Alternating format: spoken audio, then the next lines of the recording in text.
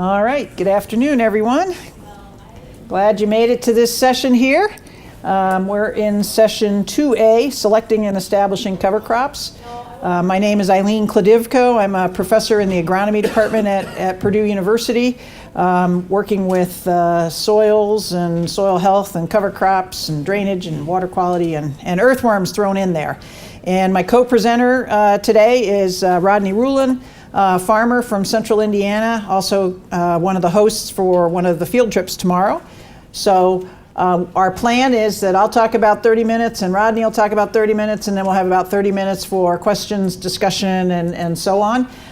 Certainly if there's any compelling question along the way, feel free to get our attention, and we'll deal with it at that moment.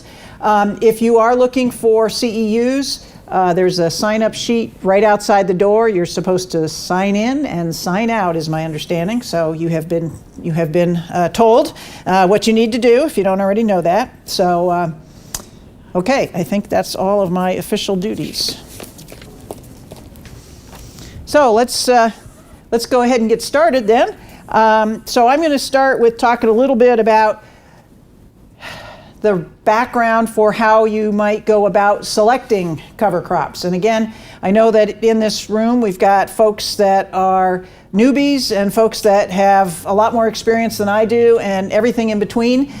So we're going to try to, even for folks that have been in this for a while, sometimes it's nice to refresh our memory about why we're doing what we're doing and how we might rethink some of the things that we're doing. So the outline for this session then is I'm going to just discuss a little bit about cover crop selection criteria. I'm going to show you one or two examples from the Midwest Cover Crops Council, MCCC Cover Crop Selector Tool, as one way that you might learn more about which cover crops might fit particular needs that you are interested in meeting. I am going to suggest a low-risk introductory approach to integrating cover crops. I find that I often at these meetings get some folks who come up and say, you know, you've given us so much stuff, or this conference has given us so much stuff, I'm overwhelmed, can't you just give me a recipe?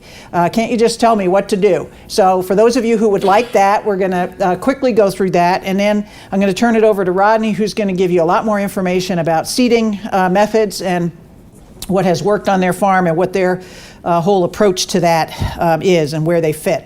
So let's just start. Cover crops in the Midwest. Why are we talking about cover crops? Probably don't need to tell you folks that very much if you're here, but obviously there are many potential benefits to cover crops, including soil health, crop productivity, water quality. A lot of good benefits. We heard about those in the opening sessions this morning. So why aren't they used by everyone yet? If it's a great idea, why hasn't everybody adopted them?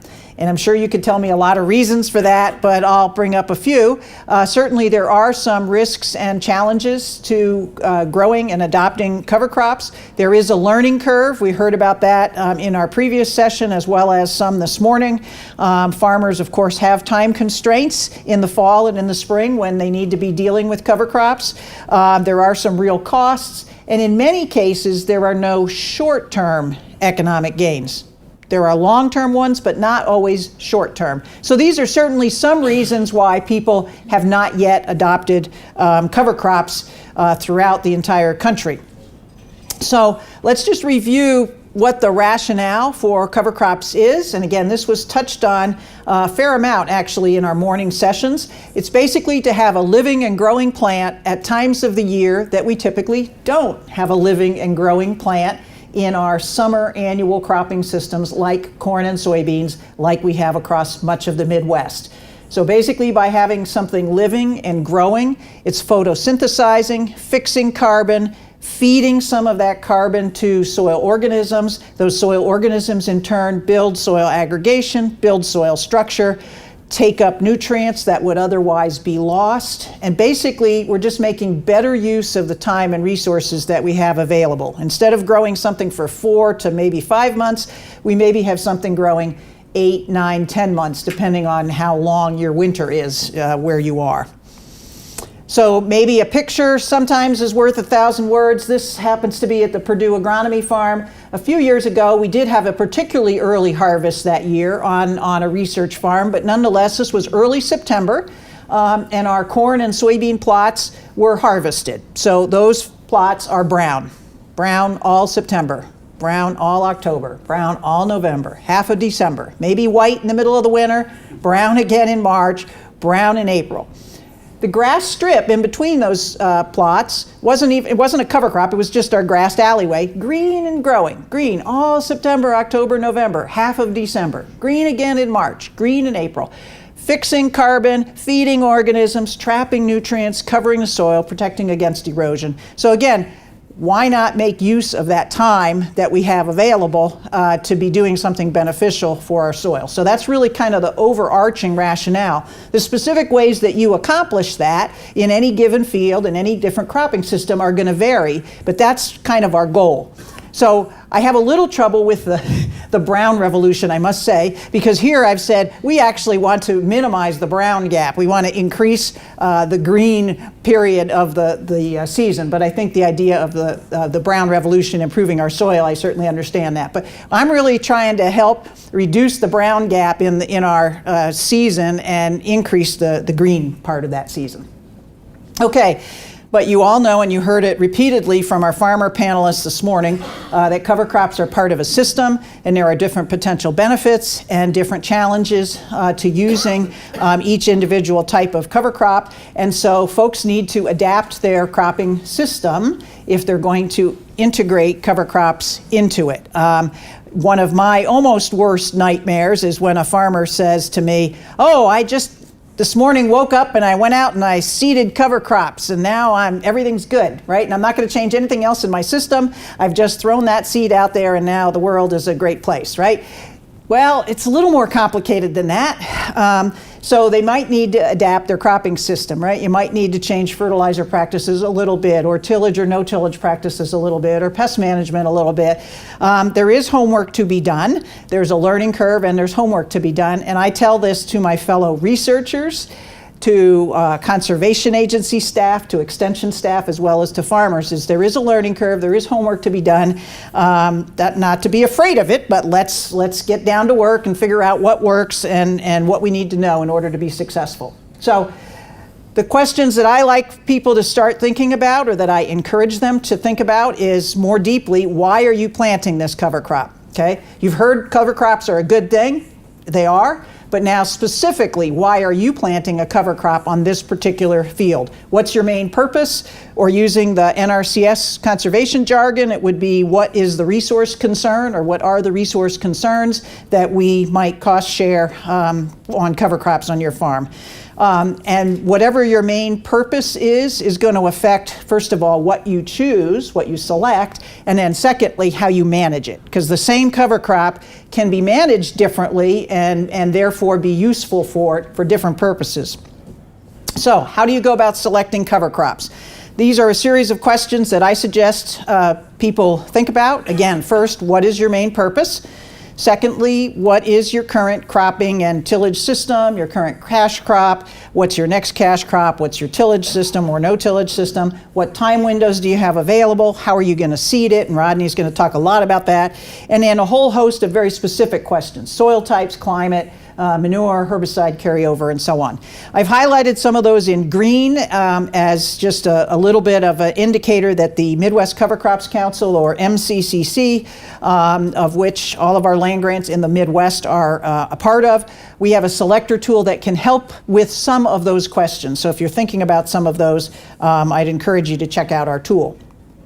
So what are the cover crops that are being used?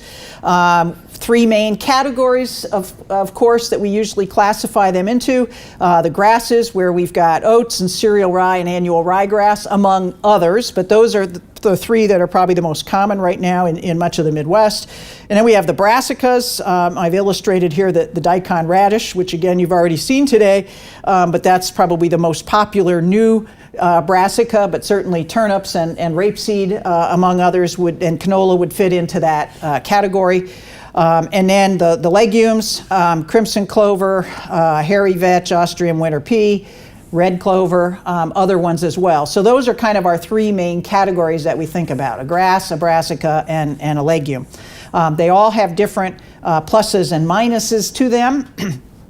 And so how do you work through all that? Again, a little bit of an advertisement for the Midwest Cover Crops Council. We do have a pocket field guide that kind of leads people through a thought process, as well as gives attributes and ranks each of those cover crops for certain characteristics. How good of a soil builder is it? How good of an erosion protection? How good of a nitrogen fixer or a nitrogen scavenger is it? So, what are your main purposes, or what are the potential benefits? I'm gonna go through several of those different categories.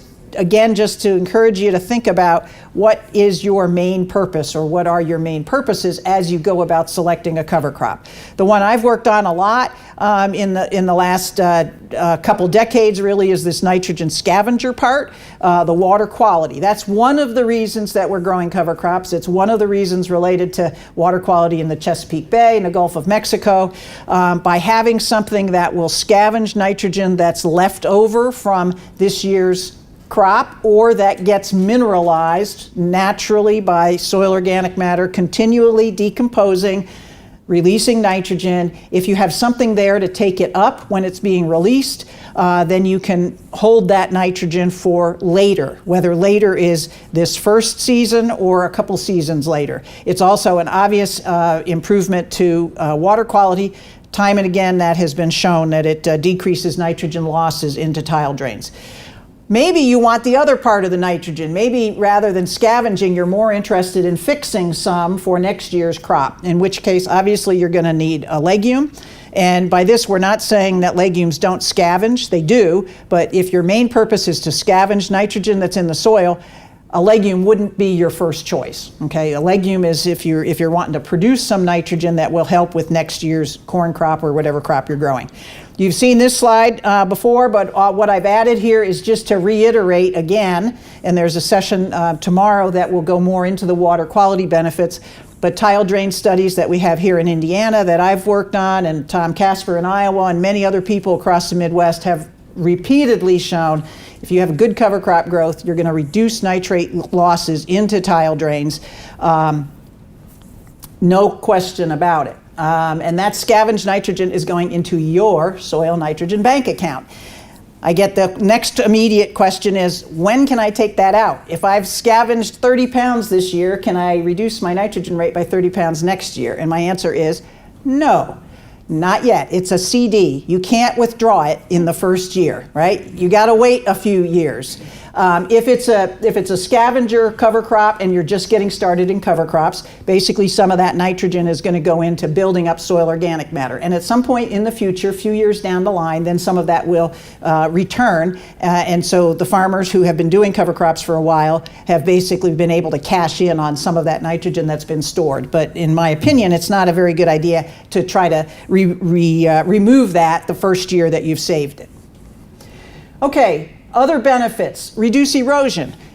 If your primary goal is to reduce erosion, you're going to choose different cover crops and you're going to manage them differently because that's your primary goal. And of course, that's the classic purpose of cover crops, is to cover the soil to reduce erosion. And so the grass cover crops are, by far and away, in general, the best way that you can reduce erosion. Fibrous roots cover the soil very well.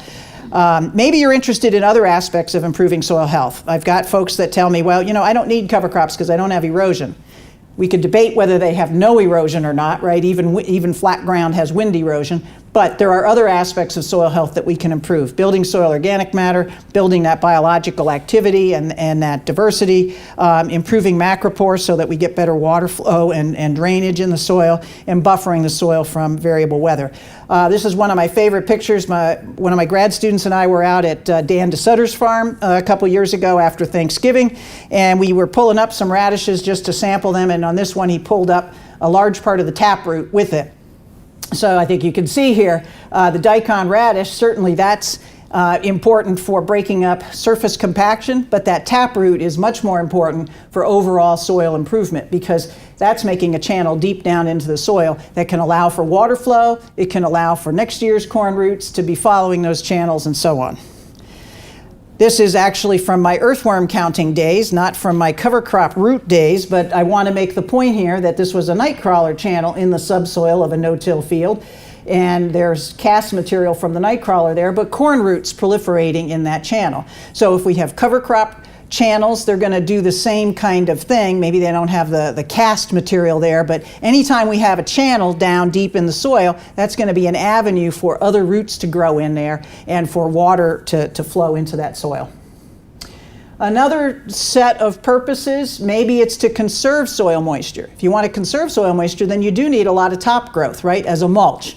If you want to recycle nutrients, maybe you're more interested in getting that good root development. Weed control and pest suppression is another potential purpose. Extra forage, grazing is another potential purpose. But regardless of all this whole long list of potential benefits that I've gone through, I think all of those have, at the end game, we want to increase crop yields over the long term, and we want to reduce that year-to-year variability. And that's part of what gives us the resilience to our system that we think cover crops can really help us with. So again, thinking through all of those potential benefits and what are the top one or two that you want for your field or for your system is a way to get started on how do you select those cover crops. There's other considerations as well, and that was touched on a little bit in the previous session in this room. Do you want cover crops that are going to winter kill, or do you want those that are going to grow again in the spring? That's a very practical question, and I often recommend, if people are not sure what they want to do, that you start out with something that's going to winter kill, because then you don't have to worry about, oh, when do I get it terminated in the spring, and all those potential complications. If it is alive in the spring, then you need to be thinking about when to terminate it and how you're going to do it, how tall or what growth stage or how much biomass or what the weather is or what your cash crop is or what your purpose is. So there's a lot more to think about there. Do you want a single species or do you want a mixture? And there's certainly a lot of excitement about the cocktail mixes right now. I'd say the scientific data to go with is a 12-way better than a 6-way better than a 3-way is somewhat limited, but certainly there's the argument or the hypothesis that the more diversity the better is certainly a good hypothesis. We just don't necessarily have a lot of data that would back that up. If you're in the Western Lake Erie Basin or some other watershed where phosphorus is a major concern, our best recommendation at this point related to cover crops would be to make sure that you plant something that doesn't winter kill, along with if you're going to plant things that do winter kill. So we wouldn't want just radishes, for example. They winter kill. They leave the soil pretty erodible. We no longer, at least in Indiana, we no longer recommend radishes by themselves. We always recommend radishes with some kind of other cover crop, maybe even oats that winter kills also, but at least something to leave that soil to tie up some of those nutrients that get released. Roots or shoots. I know that sometimes folks are very kind of disappointed when they plant a cover crop and then maybe they see 2 or 3 inches of growth and they kind of question whether that's worth it or not. Some cover crops really we're looking for the roots more than we are the tops. Now, if you're going to graze it, of course, you need shoots, right? But a lot of what our benefits are is really coming from the roots. And the roots, Dan said in his video, if you caught that this morning, that there was only a couple of inches of top growth and the roots in that soil pit that he had dug were down 3 feet, right? So we have some benefits that you don't necessarily see just from the top. So, but that will depend a little bit on what your particular purpose is. This is just one picture showing what happens in a fairly short period of time with cereal rye. This is from one of our Purdue farms down in southeastern Indiana, and in early April we had about 700 pounds per acre of top growth We did not sample roots. That's a lot of work, and we do that very rarely. We do sometimes do it, but not that year. So about 700 pounds of top growth, and 2 weeks later, so it was in late April in that particular year, we had about 2,500 pounds per acre of top growth. So a lot of growth in a short period of time, and that's what gives some people kind of heartburn worrying about how they're going to terminate that, which is again why we don't recommend people who are new to cover crops using cereal rye before corn. At least I don't recommend it. Several of my colleagues don't recommend it. That's not the place to start, in our opinion. Before soybeans is fine. Before corn is a little trickier. Okay, so again, how do you select your cover crops? You kind of work your way through those series of questions. We do have a tool at the Midwest Cover Crops Council. Purdue is actually the headquarters for that now, but our website is still based at Michigan State University. We have a booth downstairs. Check it out if you don't already know of us. But we have a tool that has every state in the north central region, and you put in your state and your county. Here I happen to have Illinois, Henry County. Once you do that, it pulls up the 30-year frost date information for your county. And then it gives you, in these green bars, it gives you the reliable establishment dates for this whole long list of cover crops. So it's basically saying, on average, in your county, when do you need to plant certain cover crops in order to get reliable establishment? You can also in here put what your purpose is. And so I've illustrated one example here where we said we wanted a nitrogen scavenger and a soil builder. And you can see, maybe you can just see that a bunch of these cover crops kind of disappeared because they're rated only fair or poor for those traits that we wanted. Okay, it has to be either excellent, very good, or good to stay in this list. And those legumes dropped out because they're only fair or poor as a nitrogen scavenger. Very easy to use. You don't have to be a computer whiz at all. Even I can use this, so this is really good. Basically gives you an idea of what kind of cover crops you might want to use for your particular purposes and the dates that you need to plant them in your county. You can also get an information sheet on those cover crops that gives you a little bit more about seeding rates and dates and other things to watch out for.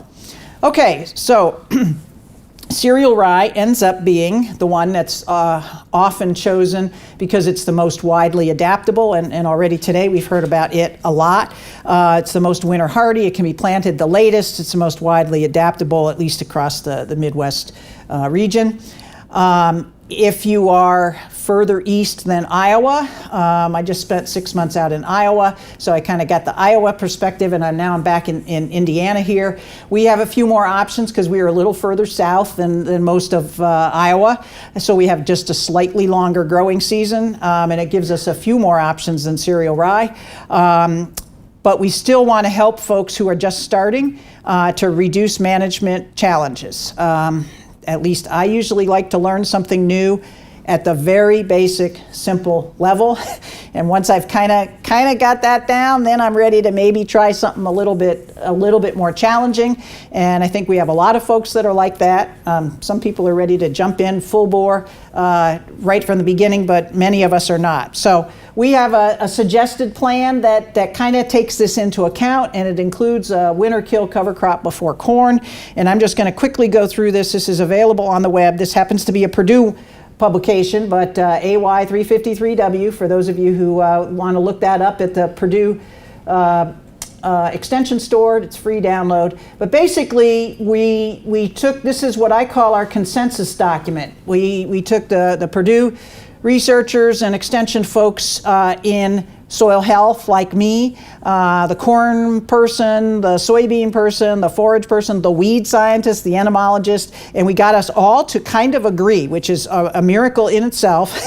Rodney, I think you were at one of our discussions and helped us with that. But anyway, so this document was kind of, everybody said, okay, this is a pretty safe way to get into cover crops and to start into no-till for those who haven't done either of those, or maybe those who have done no-till, not cover crops. So it's designed to implement no-till and cover crops together to kind of ease the way into no-till corn. No-till soybeans, of course, is very common already in Indiana. So basically, we're saying, okay, take your corn crop and plant cereal rye into the corn stalks, okay? Drill it, use a vertical till with an air seeder, whatever you want, but basically it can be planted really late. It can still survive. It's the most winter hardy, and planting it before soybeans is low risk. I've got step 2 very briefly here, terminate in the spring. If you want more details, you can ask Rodney. Step 3, you're going to no-till plant your soybean into cereal rye. We suggest people think about a shorter season variety or just planting their shortest season variety that they have, because they have you guys have a variety of maturities anyway. Plant your shortest season maturity on the field that you're going to put to cover crops so that you can get cover crops planted earlier. Step 4, plant cover crops that winter kill after soybeans before corn. Oats and daikon radish are one possibility. They both winter kill as long as they get planted. That's the caveat, as long as they get planted at a reasonable time. They have a low carbon nitrogen ratio, so they're not going to tend to tie up nitrogen for your corn, and they winter kill, so you don't have to worry about termination time before corn. And then step 5, you no-till plant your corn into your dead cover. That's already, in Barry Fisher's words, that's already your 4th no-till operation if you haven't been no-till before, because you've no-tilled 2 covers, you've no-tilled the beans, and now you've no-tilled the corn. Obviously, it can be adapted to other systems as well, particularly fall strip till or shallow vertical till. There's lots of variations on the theme. We put that one out there only because people have said, what should I do? Tell me. There's one suggestion. Certainly as farmers and advisors gain more experience with managing cover crops, there's lots of other variations. Much more complicated systems can be employed. And you've heard the folks up front, the farmer panelists this morning, they were talking about the same thing, how as they got more experience, they've kind of branched out and done all kinds of different things. So if folks have wheat in the rotation and they're not in double crop soybean country, then doing these cocktail mixes is a way to add diversity. This was one of Dan DeSutter's fields where he did just that, and we had brought a class out to show them that kind of thing. Adding crimson clover or cereal rye to the more simple oats daikon radish is another way to kind of add a little more diversity to that simple winter kill system. We now have had it added a little bit more. Cover crop mixtures, we have a lot to learn in that area. Basically, the concept is to add more plant diversity, and that's going to add more functionality to the system. What kind of diversity of plants? Well, it can include the canopy structure, the root form and depth, the growth periods, adding cool season and warm season if you have enough time for that. If we're trying to reduce the number of plants, have a mix but not too many, then we're probably looking at having complementary functions rather than more of the same. I mean, redundancy is okay, but we probably are looking for, if we have 3 things, we want 3 different things, and if we go to 12, then we can have some that are really overlapping. And certainly there's also a little bit of spreading the risk. If you're planting a cover crop and you've got one that doesn't take, you may have another one that does. Some examples include the radish with either oats or cereal rye, the radish and oats and cereal rye and a legume. So you've got a couple that winter kill, a couple that survive the winter, and radish, oats, rapeseed, cereal rye. Some, and we heard it in the last section in this room, but some alternating rows are used sometimes with split row planters where you may have radish in one row and legume in another, or variations on that theme. And again, mixing some that winter kill and some that grow in the spring is one way that people get rapid cover in the fall with the things that winter kill, and then the other ones come on more in the spring. So I'm going to end my part with a slide that just touts again the Midwest Cover Crops Council. I encourage you to visit our site.